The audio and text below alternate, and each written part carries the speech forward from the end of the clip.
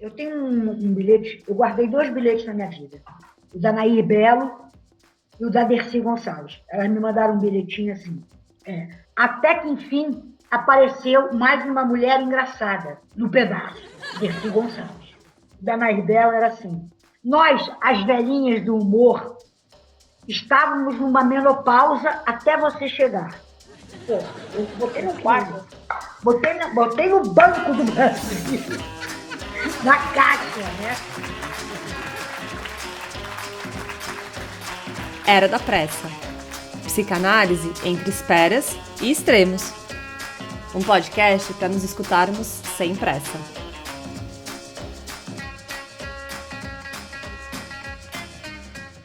Oi! Começa agora o segundo episódio da Era da Pressa. Eu sou a Fernanda Fázio, psicóloga, psicanalista, pesquisadora e escritora. No episódio de hoje, vamos pensar juntos sobre o humor e a sua função social. O humor sempre existiu na cultura. O riso tem uma função essencial na sociedade e não por acaso sempre esteve presente em toda a história da humanidade. Os artistas do riso são muito atentos ao mal-estar e às dores do mundo. Eles capturam aquilo que nem sabemos direito o que é, mas que para no ar. Pensando nesses tempos de suspensão da vida comum, precisamos dos artistas para amarrarmos aquilo que ainda não tem forma, como o vírus da Covid, que tanto nos assola. Então, o vírus é algo que nem tem vida, que parece um completo sem sentido sobre o qual nem conseguimos falar direito. Soma-se a isso as tantas teorias da conspiração e as narrativas negacionistas que tornam o tema ainda mais obscuro. E o humor surge para nos ajudar nessa difícil aproximação com aquilo que não conseguimos entender de forma clara. Rimos também para poder nos aproximar daquilo que tanto tememos em nós. Isso porque buscamos, a todo custo, nos afastar dos nossos fracassos, erros e tantos equívocos, e em última instância fugimos de qualquer traço que denuncie a nossa pequenez. E nos esforçamos muito mesmo, para construir e preservar uma certa imagem conhecida e previsível que supomos ser a nossa. Assim, o humor é uma via pela qual podemos encarar as mais duras verdades sobre nós e as tragédias do existir humano. Rio, logo existo. Na nossa tal era da pressa, estamos constantemente correndo contra o tempo, presos nesse tempo acelerado e veloz. E a partir dos imperativos da eficiência e da certeza, a relação com o outro, muitas vezes fundamental para que a cumplicidade do riso se estabeleça, pode se perder de vista. Rindo, podemos perceber como isso acontece. Senta, que lá vem teatro.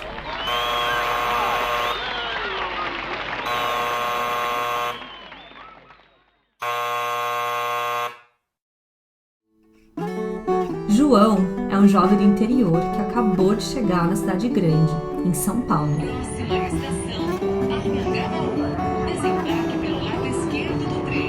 Em certo momento, João encontra uma suicida no viaduto do chá, cercada por algumas pessoas, dentre elas uma religiosa e uma radialista. João parece não entender muito bem o que acontece e resolve se aproximar.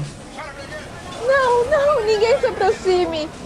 Pelo amor de Deus, está escrito no livro sagrado: só a Deus é permitido dar ou tirar a vida.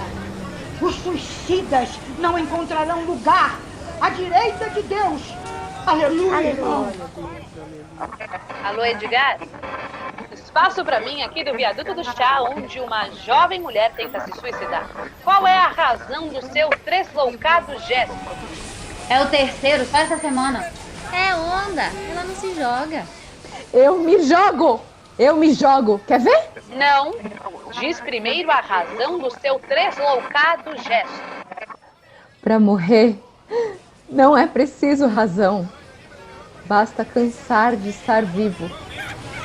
É onda, se quisesse se jogar já tinha feito. Vaca!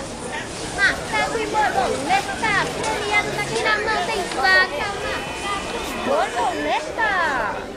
As razões, minha senhora, o público quer saber o que leva uma jovem como a senhora ao suicídio. Deus te ama, filha. Aleluia, irmão.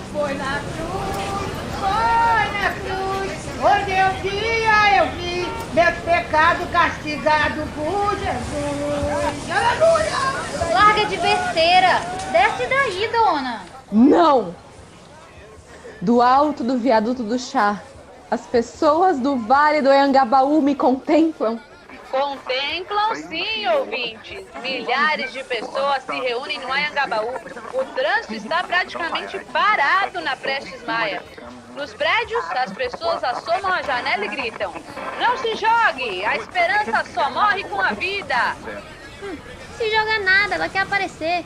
Razões, razões. Me pedem razões para morrer.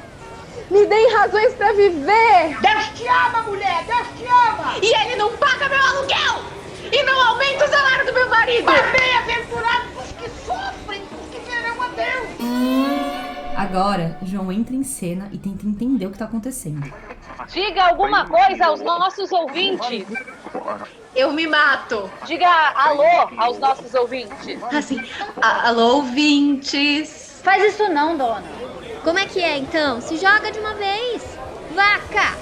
Macaco! Borboleta! Premiado na mão! Vaca, macaco e borboleta! O que ela tá fazendo? Ela vai se jogar, ouvintes. Dentro de instantes acontecerá o trágico desfecho. Edgar, ainda temos alguns segundos. Pode soltar a mensagem de nosso patrocinador. Fique ligado, amigo ouvinte. Dentro de instantes, mais detalhes sobre esse possível trágico desenlace. Eu me jogo! Não, ainda não, por favor. É o materialismo. São os pecados do mundo que trazem essas desgraças e afastam o homem do Senhor. Desempata, porra! Pronto, dona. Alô, ouvintes, está chegando um momento dramático. Ela está sobre o parapeito do viaduto e entrará nas páginas de nossos jornais. Vocês aí! Sai de baixo que ela vai pular! Eu não queria. Eu juro que eu não queria. Pula de cabeça! Porque aí morre na hora e não sofre. Gente, deixa não, pelo amor de Deus. Ela se prepara para o salto final. Eu sei que meu tempo está se esgotando, Edgar, mas ela está demorando. Espera mais um pouco. Atenção, dona! Vai!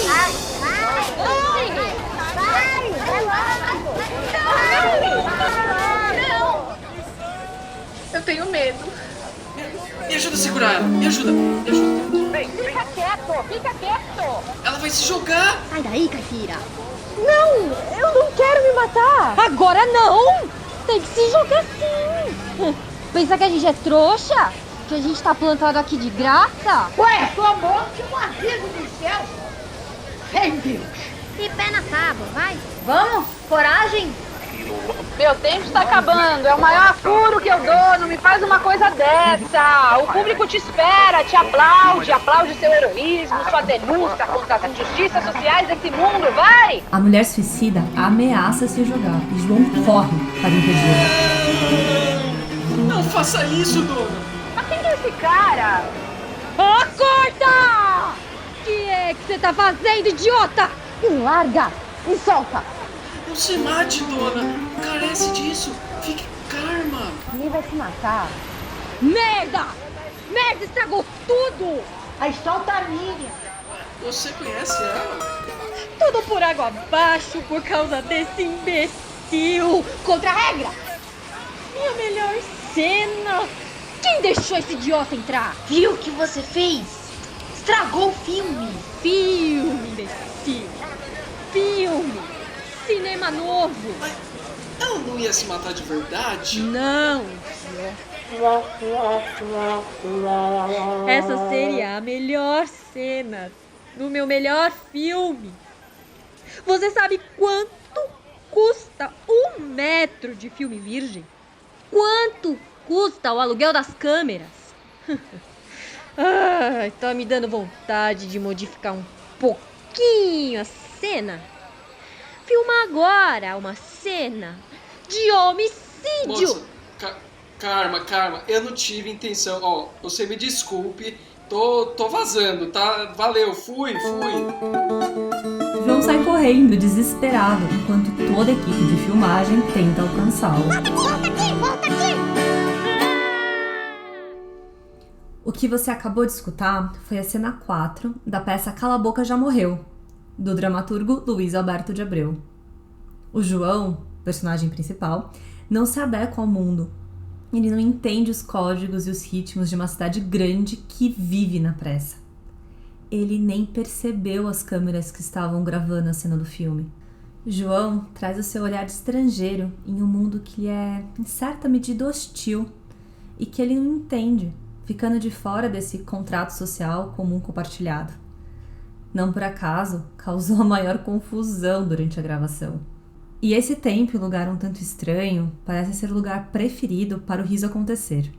Todos nos identificamos, em certa medida, com os palhaços ou com as outras figuras conhecidas do humor, como os clowns, os arlequinos, os bufões e os tantos Joãos por aí, que estão fora desse pacto social esperado. O tempo do riso é um outro tempo. E qual é o tempo do riso? Um tempo bem diferente do tempo acelerado da era da pressa. O humor não é o lugar da pressa, mas sim do tempo alargado, em que nos permitimos nos contagiar pelo outro. O tempo do humor acontece justamente no descompasso, naquele tempo em que o imprevisível nos alcança. Assim, não dá para fazer comédia na pressa. É preciso que se estabeleça algo ali, na relação entre ator e público, por exemplo. Na pressa, só fazemos piadas fora do tempo, sem graça, repetitivas e prontas. Isso não é humor, é mais próximo da chatice mesmo. O humor sempre está de mais ou de menos. Não à toa, as roupas do palhaço nunca são do seu tamanho. Seu chapéu é muito pequeno, sua boca vermelha é muito grande. Você já reparou que as roupas do palhaço não servem e que o sapato do palhaço é maior que o seu pé? O palhaço não existe para servir. Ele não serve mesmo. Ele está aí para denunciar e causar estranhamento. O riso emerge justamente no desajuste, nas faltas e nos excessos, nos desencaixes do tempo e do espaço. E assim podemos pensar em tantas outras formas e modos de existir humano. Então, rio, logo existe. Ao rir das personagens do humor, nos sentimos superiores e pensamos: Nossa, que bobo. Ai, é mesmo. Idiota. Sem noção. Que atrapalhado. Ao apontarmos o dedo para os palhaços, em última instância, estamos apontando o dedo para nós mesmos. E bem lá no fundo mesmo, sabemos que essas personagens revelam as mais duras verdades sobre nós, a nossa impotência. Basta a gente escutar.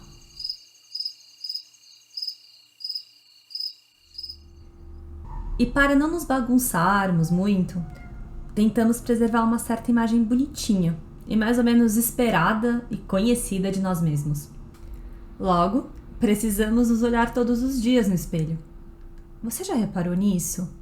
A gente acorda, levanta e a primeira coisa que a gente faz é bem isso. Nos olhamos no espelho. Ufa, encontrei com quem eu esperava. O humor e a transgressão andam de mãos dadas. O humor subverte a ordem das coisas, aquela ordem que tomamos como verdade absoluta e que acreditamos ser única e imutável, sabe? Mas que é facilmente desconstruída pelo riso. E ainda bem. Rimos e, sem esperar, podemos relativizar tais paradigmas e perceber o mundo a partir de outras lógicas. Como diz Freud, numa brincadeira, pode-se até dizer a verdade. Com o riso, lidamos de forma inteligente com a nossa dor. Freud se inquietava com o humor e as suas relações com a economia psíquica, publicando em 1905 o livro Xistes e a sua relação com o inconsciente e o ensaio O Humor, em 1927. Podemos dizer que o humor se presentifica nas obras e na vida do Freud, como bem nos lembram Peter Gay e Daniel Kupperman. E lá vem história. Quando Freud estava prestes a deixar a Áustria rumo a Londres, fugindo da perseguição ao povo judeu em 1938, ele foi obrigado a assinar um documento para a Gestapo, afirmando que não sofreu maus tratos. Nessa época, sua filha Ana chegou a ser presa e interrogada na Áustria, dominada ali pelo nazismo. Após assinar o documento, Freud comenta com ironia: "Posso recomendar altamente a Gestapo a todos." Nessa curiosa aproximação entre angústia e riso, Freud, mostrando o seu senso de humor, sutilmente acaba por cobrir e desnudar o horror de sua época. Em tempos difíceis, a arte parece ser o lugar privilegiado para tentarmos elaborar aquilo que ainda não somos capazes de compreender. Enquanto não tem vacina, fique com o humor. Já disse a Siqueira. Vamos escutá-la?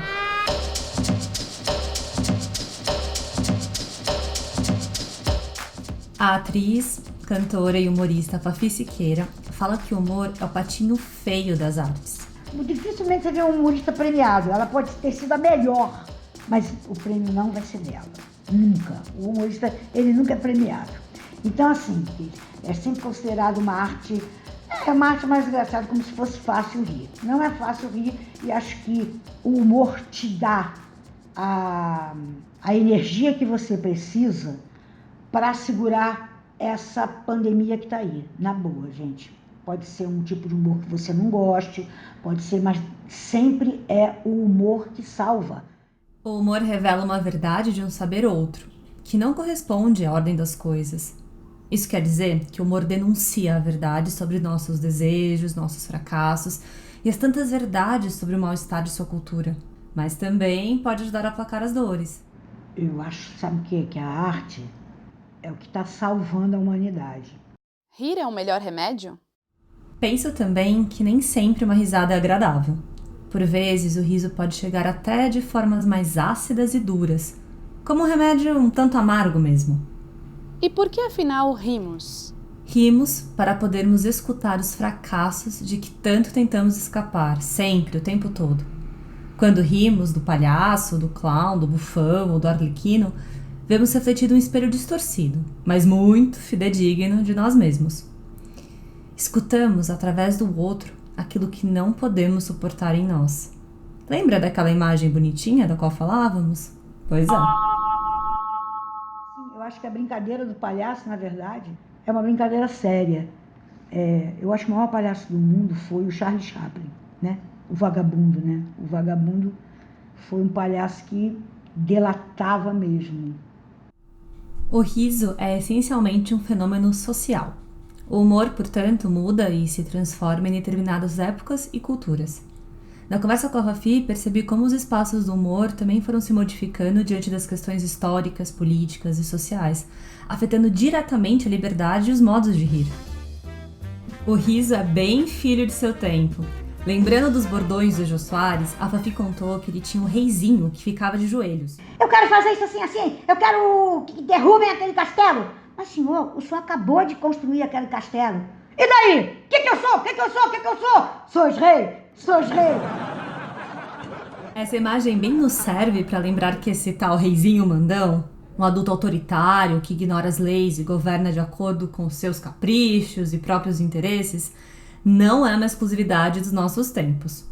E Fafi continua contando sobre as mulheres no humor, uma relação nada óbvia nem de fácil manejo.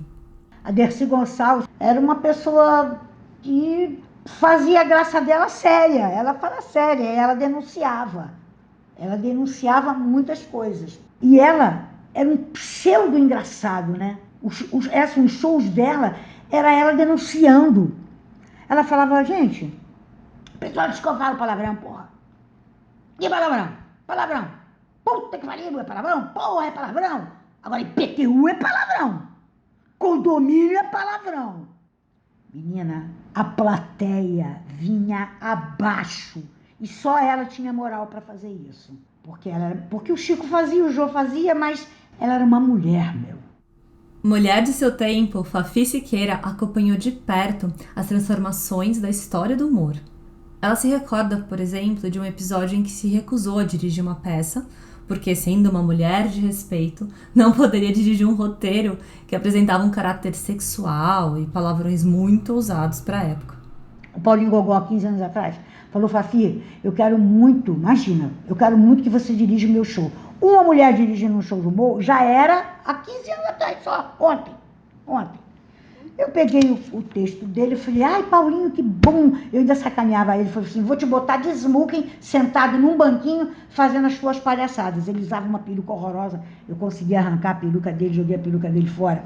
Então, assim, eu fui ler o texto, no dia seguinte eu falei, eu não posso fazer isso. Ele falou, por quê? Eu falei, uma mulher mulher nenhuma vai querer dirigir isso. Aí, pô, mas eu digo, não, Paulinho, é muito... Olha só, para mim, há 15 anos atrás, era muito... Imagina, uma senhora, eu sou uma senhora de respeito, não vou. Eu adoraria fazer aquilo hoje em dia. E ainda bem que os tempos mudaram. E hoje as mulheres podem dirigir, escrever e atuar com muito mais liberdade. Antes de avançarmos, precisamos lembrar que nos anos 50, 60 e 70, a sociedade era muito mais conservadora, sobretudo para as mulheres. Ao escutar a Fafi, vamos entendendo como essa rigidez também se refletia nos estereótipos das mulheres no humor. Eram poucas as mulheres que ousavam ocupar esses espaços que desafiavam a ordem das coisas. Entre elas estavam a Catifunda, a Dercy Gonçalves, a Nair Belo, e essas foram as mulheres de referência para a Fafi. Lembram do bilhete que ela contou no início do episódio? E tinha assim 2 tipos, a gostosa, ponto, e a engraçada, ponto. E se você fosse mais gatinha como eu era, engraçada, você tinha que se enfeiar. Eu falava assim, eu teve uma vez que eu falei assim, eu queria tanto fazer uma bêbada, bem vestida, chique, mas bêbada, sabe? Mulher não fica bêbada. Não é bom, não é bonito. Era muito difícil fazer humor. E a Cláudia foi a primeira mulher que só fazia a gostosa. Ela apareceu no programa do Jô Soares fazendo a gostosa. Tudo ela era gostosa. Tudo ela era gostosa, era gostosa, era gostosa, era gostosa. E ela falou, quero fazer um homem. Tonhão, aí Tonhão. O Tonhão foi um sucesso, assim. Mostrou para o mundo a humorista que a Cláudia Raia é. Depois é que as mulheres começaram a poder ser bonitas e engraçadas. Uma política autoritária acaba por deixar marcas para os artistas, sobretudo os humoristas. Não é fácil ser humorista em sociedades conservadoras, apesar de altamente necessário. O humor também é um instrumento de sedução, contagia a plateia e une as pessoas em um combinado subversivo compartilhado, e por isso é aos olhares autoritários tão temido e incômodo. Pensando nisso, Fafi se lembra dos tempos em que participava de A Praça é Nossa.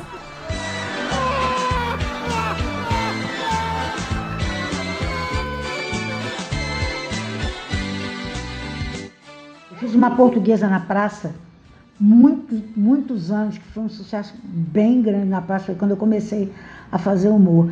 Mas ela denunciava as coisas, porque era nos 80, no começo dos anos 80, então ainda tinha uma saia meio justa. Aí era engraçado que o Carlos Alberto falava, Fafi, pelo amor de Deus, você não pode falar porra. Mas porra era vírgula, porque era minha avó portuguesa que fazia. Ô rapaz, porra, falei lá com eles, fui lá falar com eles, ninguém me recebeu lá no tal do congresso. Porra, tem que falar lá com eles. Menina, o povo chorava de rir. E aí assim, eu denunciava muita coisa, tinha quadro que não ia pro ar.